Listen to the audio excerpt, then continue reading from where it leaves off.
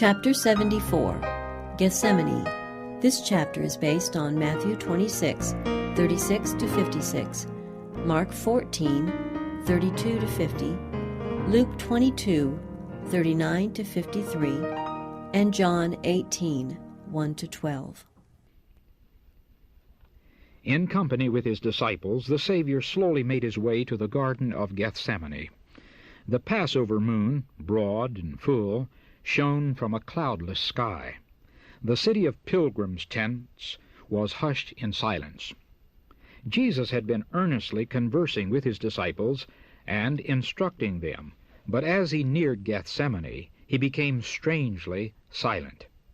He had often visited this spot for meditation and prayer, but never with a heart so full of sorrow as upon this night of his last agony. Throughout his life on earth he had walked in the light of God's presence. When in conflict with men who were inspired by the very spirit of Satan, he could say, "He that hath sent me is with me. The Father hath not left me alone. For I do always those things that please him." John chapter 8, verse 29. But now he seemed to be shut out from the light of God's sustaining presence. Now he was numbered with the transgressors.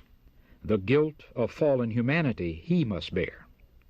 Upon him who knew no sin must be laid the iniquity of us all. So dreadful does sin appear to him, so great is the weight of guilt which he must bear, that he is tempted to fear it will shut him out forever from his Father's love. Feeling how terrible is the wrath of God against transgression, he exclaims, "My soul is exceeding sorrowful, even unto death." As they approached the garden, the disciples had marked the change that came over their Master. Never before had they seen him so utterly sad and silent. As he proceeded, this strange sadness deepened, yet they dared not question him as to the cause.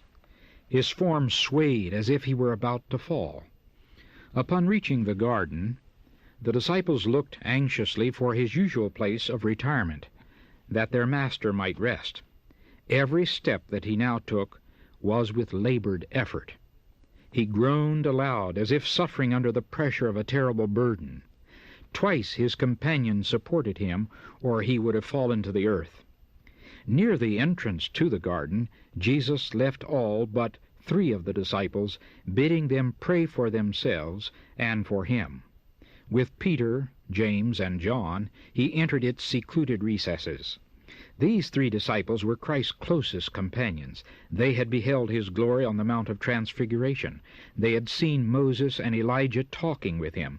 They had heard the voice from heaven. Now in his great struggle, Christ desired their presence near him. Often they had passed the night with him in this retreat. On these occasions, after a season of watching and prayer, they would sleep undisturbed at a little distance from their Master until he awoke them in the morning to go forth anew to labor. But now he desired them to spend the night with him in prayer. Yet he could not bear that even they should witness the agony he was to endure. "Tarry ye here," he said, "and watch with me." He went a little distance from them, not so far but that they could both see and hear him, and fell prostrate upon the ground. He felt that by sin he was being separated from his Father. The gulf was so broad, so black, so deep, that his spirit shuddered before it. This agony he must not exert his divine power to escape. As man, he must suffer the consequences of man's sin. As man, he must endure the wrath of God against transgression. Christ was now standing in a different attitude from that in which he had ever stood before. His suffering can best be described in the words of the prophet, "Awake, O sword, against my shepherd, and against the man that is my fellow, saith the Lord of hosts." Zechariah chapter 13, verse 7. As the substitute and surety for sinful man, Christ was suffering under divine justice. He saw what justice meant. Hitherto he had been as an intercessor for others. Now he longed to have an intercessor for himself. As Christ felt his unity with the Father broken up, he feared that in his human nature he would be unable to endure the coming conflict with the powers of darkness. In the wilderness of temptation, the destiny of the human race had been at stake. Christ was then conqueror. Now the tempter had come for the last fearful struggle. For this he had been preparing during the 3 years of Christ's ministry. Everything was now at stake with him. If he failed here, his hope of mastery was lost. The kingdoms of the world would finally become Christ's. He himself would be overthrown and cast out. But if Christ could be overcome, the earth would become Satan's kingdom, and the human race would be forever in his power. With the issues of the conflict before him, Christ's soul was filled with dread of separation from God. Satan told him that if he became the surety for a sinful world, the separation would be eternal. He would be identified with Satan's kingdom and would never more be one with God. And what was to be gained by this sacrifice? How hopeless appeared the guilt and ingratitude of men. In its hardest features, Satan pressed the situation upon the Redeemer. The people who claim to be above all others in temporal and spiritual advantages have rejected you. They are seeking to destroy you, the foundation, the center, and seal of the promises made to them as a peculiar people. One of your own disciples who has listened to your instruction and has been among the foremost in church activities will betray you. One of your most zealous followers will deny you. All will forsake you. Christ's whole being abhorred the thought that those whom he had undertaken to save, those whom he loved so much, should unite in the plots of Satan. This pierced his soul. The conflict was terrible. Its measure was the guilt of his nation, of his accusers and betrayer, the guilt of a world lying in wickedness. The sins of men weighed heavily upon Christ, and the sense of God's wrath against sin was crushing out his life. Behold him contemplating the price to be paid for the human soul. In his agony he clings to the cold ground as if to prevent himself from being drawn further from God. The chilling dew of night falls upon his prostrate form, but he heeds it not. From his pale lips comes the bitter cry, "O my Father, if it be possible, let this cup pass from me." Yet even now he adds, "Nevertheless, not as I will, but as thou wilt." The human heart longs for sympathy in suffering. This longing Christ felt to the very depths of his being. In the supreme agony of his soul, he came to his disciples with a yearning desire to hear some words of comfort from those whom he had so often blessed and comforted and shielded in sorrow and distress. The one who had always had words of sympathy for them was now suffering superhuman agony, and he longed to know that they were praying for him and for themselves. How dark seemed the malignity of sin! Terrible was the temptation to let the human race bear the consequences of their own guilt, while he stood innocent before God. If he could only know that his disciples understood and appreciated this, he would be strengthened. Rising with painful effort, he staggered to the place where he had left his companions, but he findeth them asleep. Had he found them praying, he would have been relieved. Had they been seeking refuge in God that satanic agencies might not prevail over them, he would have been comforted by their steadfast faith. But they had not heeded the repeated warning, "Watch and pray." At first they had been much troubled to see their master, usually so calm and dignified, wrestling with a sorrow that was beyond comprehension. They had prayed as they heard the strong cries of the sufferer. They did not intend to forsake their Lord, but they seemed paralyzed by a stupor which they might have shaken off if they had continued pleading with God. They did not realize the necessity of watchfulness and earnest prayer in order to withstand temptation. Just before he bent his footsteps to the garden, Jesus had said to the disciples, "All ye shall be offended because of me this night." They had given him the strongest assurance that they would go with him to prison and to death. And poor, self-sufficient Peter had added, "Although all shall be offended, yet will not I." Matthew chapter 14, verse 27 and verse 29. But the disciples trusted to themselves. They did not look to the mighty Helper as Christ had counseled them to do. Thus, when the Savior was most in need of their sympathy and prayers, they were found asleep. Even Peter was sleeping. And John, the loving disciple who had leaned upon the breast of Jesus, was asleep. Surely the love of John for his Master should have kept him awake. His earnest prayers should have mingled with those of his loved Savior in the time of his supreme sorrow. The Redeemer had spent entire nights praying for his disciples that their faith might not fail. Should Jesus now put to James and John the question he had once asked them, "Are ye able to drink of the cup that I shall drink of, and to be baptized with the baptism that I am baptized with?" They would not have ventured to answer, "We are able." Matthew chapter 20, verse 22. The disciples awakened at the voice of Jesus, but they hardly knew him. His face was so changed by anguish.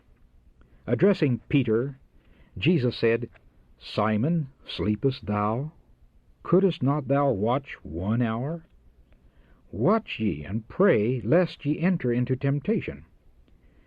The spirit truly is ready, but the flesh is weak." The weakness of his disciples awakened the sympathy of Jesus. He feared that they would not be able to endure the test which would come upon them in his betrayal and death. He did not reprove them, but said, "Watch ye and pray, lest ye enter into temptation." Even in his great agony, he was seeking to excuse their weakness. "The spirit truly is ready," he said, "but the flesh is weak." Again the Son of God was seized with superhuman agony, and fainting and exhausted, he staggered back to the place of his former struggle. His suffering was even greater than before. As the agony of soul came upon him, his sweat was, as it were, great drops of blood falling down to the ground. The cypress and palm trees were the silent witnesses of his anguish. From their leafy branches dropped heavy dew upon his stricken form, as if nature wept over its author wrestling alone with the powers of darkness. A short time before, Jesus had stood like a mighty cedar, withstanding the storm of opposition that spent its fury upon him. Stubborn wills and hearts filled with malice and subtlety had striven in vain to confuse and overpower him. He stood forth in divine majesty as the Son of God. Now he was like a reed, beaten and bent by the angry storm. He had approached the consummation of his work a conqueror, having at each step gained the victory over the powers of darkness. As one already glorified, he had claimed oneness with God. In unfaltering accents he had poured out his songs of praise. He had spoken to his disciples in words of courage and tenderness. Now had come the hour of the power of darkness. Now his voice was heard on the still evening air, not in tones of triumph, but full of human anguish. The words of the Savior were borne to the ears of the drowsy disciples. "O my Father, if this cup may not pass away from me, except I drink it, thy will be done." The first impulse of the disciples was to go to him, but he had bidden them tarry there, watching unto prayer. When Jesus came to them, he found them still sleeping. Again he had felt a longing for companionship, for some words from his disciples, which would bring relief and break the spell of darkness that well nigh overpowered him. But their eyes were heavy, neither wist they what to answer him. His presence aroused them. They saw his face marked with the bloody sweat of agony, and they were filled with fear. His anguish of mind they could not understand. His visage was marred more than any man, and his form more than the sons of men. Isaiah chapter 52, verse 14. Turning away, Jesus sought again his retreat, and fell prostrate, overcome by the horror of a great darkness. The humanity of the Son of God trembled in that trying hour. He prayed not now for his disciples that their faith might not fail, but for his own tempted, agonized soul. The awful moment had come, that moment which was to decide the destiny of the world. The fate of humanity trembled in the balance. Christ might even now refuse to drink the cup apportioned to guilty man. It was not yet too late. He might wipe the bloody sweat from his brow and leave man to perish in his iniquity. He might say, "Let the transgressor receive the penalty of his sin, and I will go back to my Father." Will the Son of God drink the bitter cup of humiliation and agony? Will the innocent suffer the consequences of the curse of sin to save the guilty? The words fall tremblingly from the pale lips of Jesus. "O my Father, if this cup may not pass away from me, except I drink it, thy will be done." 3 times has he uttered that prayer. 3 times has humanity shrunk from the last crowning sacrifice. But now the history of the human race comes up before the world's Redeemer. He sees that the transgressors of the law, if left to themselves, must perish. He sees the helplessness of man. He sees the power of sin. The woes and lamentations of a doomed world rise before him. He beholds its impending fate, and his decision is made. He will save man at any cost to himself. He accepts his baptism of blood, that through him perishing millions may gain everlasting life. He has left the courts of heaven, where all is purity, happiness, and glory, to save the one lost sheep, the one world that has fallen by transgression. And he will not turn from his mission. He will become the propitiation of a race that is willed to sin. His prayer now breathes only submission. "If this cup may not pass away from me, except I drink it, thy will be done." Having made the decision, he fell dying to the ground from which he had partially risen. Where now were his disciples to place their hands tenderly beneath the head of their fainting master, and bathe that brow, marred indeed more than the sons of men? The Savior trod the winepress alone, and of the people there was none with him. But God suffered with his Son. Angels beheld the Savior's agony. They saw their Lord enclosed by legions of satanic forces, his nature weighed down with a shuddering, mysterious dread. There was silence in heaven. No harp was touched. Could mortals have viewed the amazement of the angelic host as in silent grief they watched the Father separating his beams of light, love, and glory from his beloved Son, they would better understand how offensive in his sight is sin. The world's unfallen and the heavenly angels had watched with intense interest as the conflict drew to its close. Satan and his confederacy of evil, the legions of apostasy, watched intently this great crisis in the work of redemption. The powers of good and evil waited to see what answer would come to Christ's thrice-repeated prayer. Angels had longed to bring relief to the divine sufferer, but this might not be. No way of escape was found for the Son of God. In this awful crisis, when everything was at stake, when the mysterious cup trembled in the hand of the sufferer, the heavens opened, a light shone forth amid the stormy darkness of the crisis hour, and the mighty angel who stands in God's presence, occupying the position from which Satan fell, came to the side of Christ. The angel came not to take the cup from Christ's hand, but to strengthen him to drink it, with the assurance of the Father's love. He came to give power to the divine human suppliant. He pointed him to the open heavens, telling him of the souls that would be saved as a result of his sufferings. He assured him that his Father is greater and more powerful than Satan, that his death would result in the utter discomfiture of Satan, and that the kingdom of this world would be given to the saints of the Most High. He told him that he would see of the travail of his soul and be satisfied, for he would see a multitude of the human race saved, eternally saved. Christ's agony did not cease, but his depression and discouragement left him. The storm had in no wise abated, but he who was its object was strengthened to meet its fury. He came forth calm and serene. A heavenly peace rested upon his blood-stained face. He had borne that which no human being could ever bear, for he had tasted the sufferings of death for every man. The sleeping disciples had been suddenly awakened by the light surrounding the Savior. They saw the angel bending over their prostrate Master. They saw him lift the Savior's head upon his bosom and point toward heaven. They heard his voice, like sweetest music, speaking words of comfort and hope. The disciples recalled the scene upon the Mount of Transfiguration. They remembered the glory that in the temple had encircled Jesus, and the voice of God that spoke from the cloud.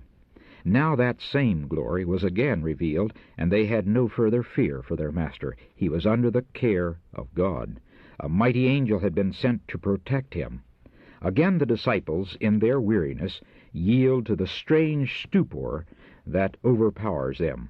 Again Jesus finds them sleeping. Looking sorrowfully upon them, he says, "Sleep on now, and take your rest. Behold, the hour is at hand, and the Son of Man is betrayed into the hands of sinners." Even as he spoke these words, he heard the footsteps of the mob in search of him, and said, "Rise, let us be going. Behold, he is at hand that doth betray me." No traces of his recent agony were visible as Jesus stepped forth to meet his betrayer. Standing in advance of his disciples, he said, "Whom seek ye?" They answered, "Jesus of Nazareth." Jesus replied, "I am he." As these words were spoken, the angel who had lately ministered to Jesus moved between him and the mob. A divine light illuminated the Savior's face, and a dove-like form overshadowed him. In the presence of this divine glory, the murderous throng could not stand for a moment. They staggered back. Priests, elders, soldiers, and even Judas fell as dead men to the ground. The angel withdrew, and the light faded away. Jesus had opportunity to escape, but he remained calm and self-possessed. As one glorified, he stood in the midst of that hardened band, now prostrate and helpless at his feet. The disciples looked on, silent, with wonder and awe. But quickly the scene changed. The mob started up. The Roman soldiers, the priests, and Judas gathered about Christ. They seemed ashamed of their weakness and fearful that he would yet escape. Again the question was asked by the Redeemer, "Whom seek ye?"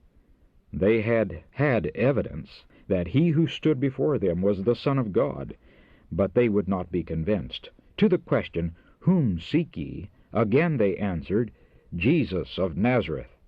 The Savior then said, "I have told you that I am he. If therefore ye seek me, let these go their way," pointing to the disciples. He knew how weak was their faith, and he sought to shield them from temptation and a trial. For them he was ready to sacrifice himself. Judas, the betrayer, did not forget the part he was to act. When the mob entered the garden, he had led the way, closely followed by the high priest. To the pursuers of Jesus he had given a sign, saying, "Whomsoever I shall kiss, that same is he. Hold him fast." Matthew chapter 26, verse 48. Now he pretends to have no part with them. Coming close to Jesus, he takes his hand as a familiar friend. With the words, "Hail, Master," he kisses him repeatedly, and appears to weep as if in sympathy with him in his peril. Jesus said to him, "Friend, wherefore art thou come?" His voice trembled with sorrow as he added, "Judas, betrayest thou the Son of Man with a kiss?" This appeal should have aroused the conscience of the betrayer and touched his stubborn heart, but honor, fidelity, and human tenderness had forsaken him. He stood bold and defiant, showing no disposition to relent.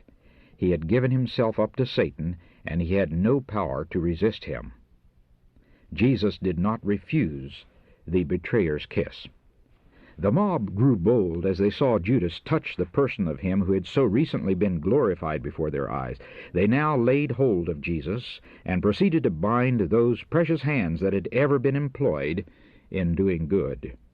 The disciples had thought that their Master would not suffer himself to be taken, for the same power that had caused the mob to fall as dead men could keep them helpless until Jesus and his companions should escape. They were disappointed and indignant as they saw the cords brought forward to bind the hands of him whom they loved.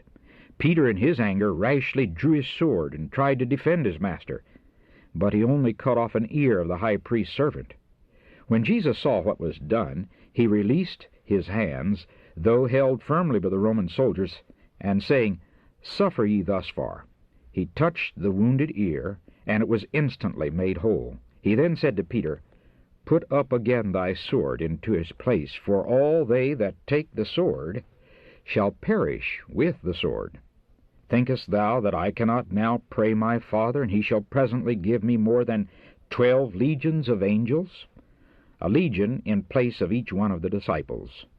Oh, why, the disciples thought, does he not save himself and us? Answering their unspoken thought, he added, "But how then shall the Scriptures be fulfilled, that thus it must be? The cup which my Father hath given me, shall I not drink it?" The official dignity of the Jewish leaders had not prevented them from joining in the pursuit of Jesus. His arrest was too important a matter to be trusted to subordinates. The wily priests and elders had joined the temple police and the rabble in following Judas to Gethsemane. What a company for those dignitaries to unite with! A mob that was eager for excitement and armed with all kinds of implements, as if in pursuit of a wild beast. Turning to the priests and elders, Christ fixed upon them his searching glance. The words he spoke they would never forget as long as life should last. They were as the sharp arrows of the Almighty. With dignity he said, "You come out against me with swords and staves as you would against a thief or a robber. Day by day I sat teaching in the temple. You had every opportunity of laying hands upon me, and you did nothing. The night is better suited to your work. This is your hour and the power of darkness." The disciples were terrified as they saw Jesus permit himself to be taken and bound. They were offended that he should suffer this humiliation to himself and them. They could not understand his conduct, and they blamed him for submitting to the mob. In their indignation and fear, Peter proposed that they save themselves. Following this suggestion, they all forsook him and fled. But Christ had foretold this desertion. "Behold," he had said, "the hour cometh, yea, is now come, that ye shall be scattered, every man to his own, and shall leave me alone. And yet I am not alone, because the Father is with me." John chapter 16, verse 32.